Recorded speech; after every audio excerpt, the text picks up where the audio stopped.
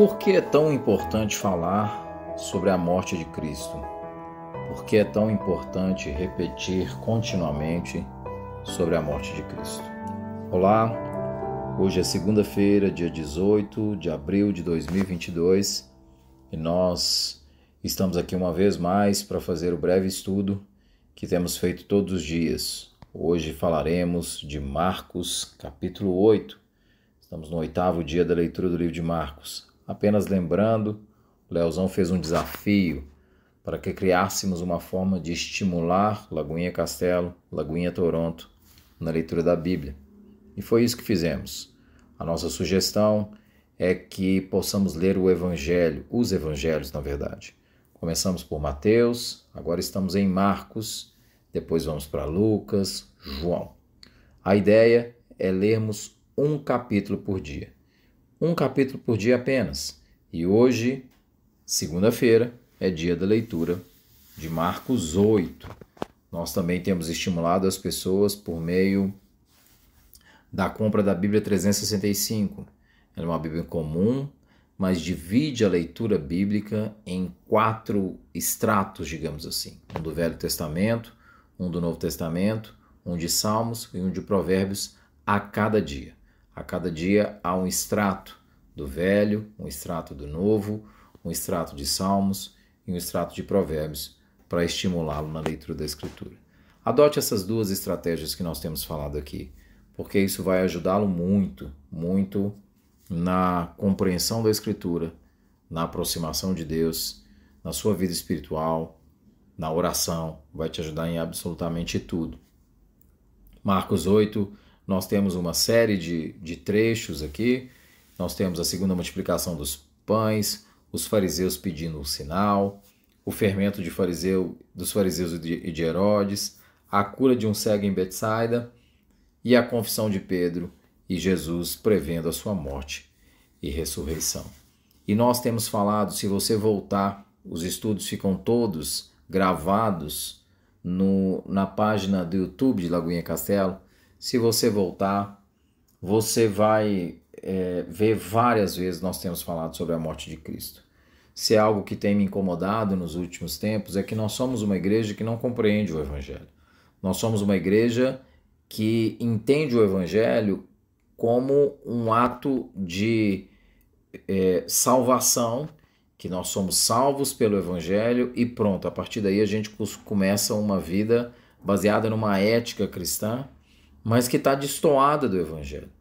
O que é uma compreensão muito equivocada e que nos atrapalha muito no nosso crescimento de vida, no nosso crescimento espiritual. Por isso, eu perguntei no início do estudo, por que falar tanto do Evangelho? Por que pensar tanto do Evangelho? O capítulo 8 do Evangelho de Marcos, como eu falei lá no início do estudo de Marcos, ele é de importância central, ele é um clímax. A gente falou que Marcos está dividido em 2 grandes sessões, de 1 a 8 você tem Jesus mostrando a sua divindade, mostrando que ele é Deus, e de 9 a 16 nós temos Jesus sofrendo a sua paixão. E o capítulo 8 é o clímax do primeiro ato. Os discípulos finalmente começam a enxergar quem é Jesus e a identidade daqueles que eles estão seguindo. Como assim eles começam a enxergar? Vamos ver aqui, vamos ler em Marcos 8, a partir do versículo 27. Jesus e os seus discípulos dirigiram-se para os povoados nas proximidades de Cesareia de Filipe. No caminho, ele lhes perguntou, quem o povo diz que eu sou? Eles responderam, alguns dizem que é João Batista, outros Elias e ainda outros, um dos profetas. E vocês? Perguntou ele. Quem vocês dizem que eu sou?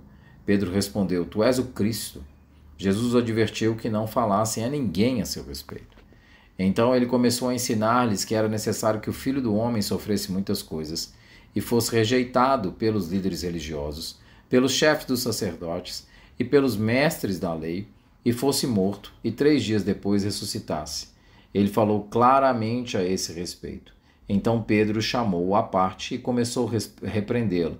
Jesus, porém, voltou-se, olhou para os seus discípulos, repreendeu a Pedro, dizendo, para trás de mim, Satanás, você não pensa nas coisas de Deus, mas nas dos homens. Então ele chamou a multidão e seus discípulos e disse: Se alguém quiser acompanhar-me, negue-se a si mesmo, tome a sua cruz e siga-me. Pois quem quiser salvar a sua vida, a perderá. Mas quem perder a sua vida por minha causa e pelo Evangelho, a salvará. Pois que adianta o homem ganhar o mundo inteiro e perder a sua alma? Ou o que o homem poderia dar em troca da sua alma? Se alguém se envergonhar de mim e das minhas palavras nessa geração adúltera e pecadora, o Filho do Homem se envergonhará dele quando vier na glória de seu Pai com os santos anjos.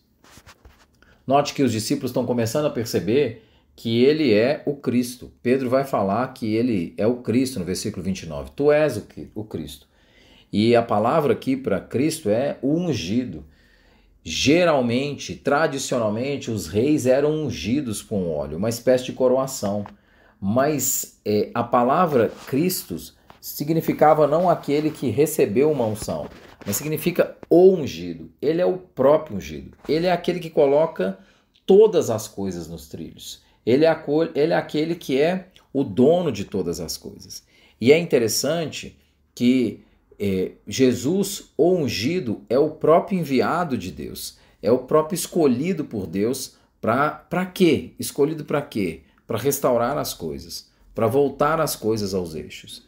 Mas restaurar o quê? Veja o que Jesus diz no versículo 31. Então ele começou a ensinar-lhes que era necessário que o Filho do Homem sofresse muitas coisas e fosse rejeitado pelos líderes religiosos. Preste atenção. Jesus usa uma expressão que está em Daniel 7, de 13 e 14. Filho do homem, Jesus não está dizendo que ele é filho de um homem.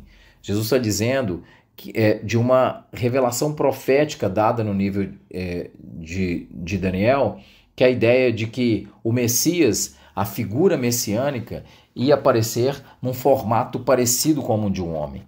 É isso que está lá na profecia de Daniel, no capítulo 7, nos versículos 13 e 14. E Jesus assume esse título para si. A gente viu isso no Evangelho de Mateus várias vezes, a gente viu isso no Evangelho de Marcos aqui várias vezes, e novamente ele vai dizer isso, o Filho do Homem. Ou seja, aquele que foi profetizado que viria, veio. Mas note, Jesus está dizendo no versículo 31, era necessário. Jesus está dizendo que é necessária a sua morte. Necessária a sua morte por quê? Necessária a sua morte porque o homem é pecador e precisa de Deus. E só há uma solução para o homem pecador. E essa solução é o sangue de Cristo Jesus. Agora note, o John Stott fala uma coisa bastante interessante, que é o seguinte. Tudo bem. Se Deus é poderoso e pode todas as coisas, por que ele não poderia simplesmente perdoar todos os pecados? Do céu mesmo. Por que ele não poderia simplesmente dizer... E assim, estão perdoados os pecados da humanidade. Por que era necessário enviar o Messias? E por que era necessário que o Messias morresse? Porque a ira de Deus estava sobre nós. E por que ela estava sobre nós? Porque Deus é santo e o homem é pecador. Nós não queremos que um juiz faça justiça. Então, quando Deus condena o pecado, ele está fazendo exatamente aquilo que nós queremos que ele faça. Quando Deus condena o pecado, ele está condenando aquilo que é errado. Ele está fazendo justiça. Então, quando Deus condena o pecador, ele está sendo justo. A ideia, portanto, do homem como pecador é de que Deus vai fazer justiça. E se Deus fizer justiça, ele vai colocar a sua ira sobre todos. E todos vão perecer. Todos. O apóstolo Paulo vai dizer em Efésios, vocês estavam mortos em vossos delitos e pecados, porque o salário do pecado é a morte, mas o dom gratuito de Deus é a vida eterna. É por isso que era necessário o Messias morrer, para aplacar a ira de Deus sobre nós. Mas nós, de alguma forma, já sabemos disso. Por que ficar repetindo isso? Porque nós precisamos entender que não há nada que nós façamos que possa garantir que possa conquistar a aprovação de Deus. Não há nada, eu tenho falado do Evangelho nesses últimos tempos de maneira recorrente.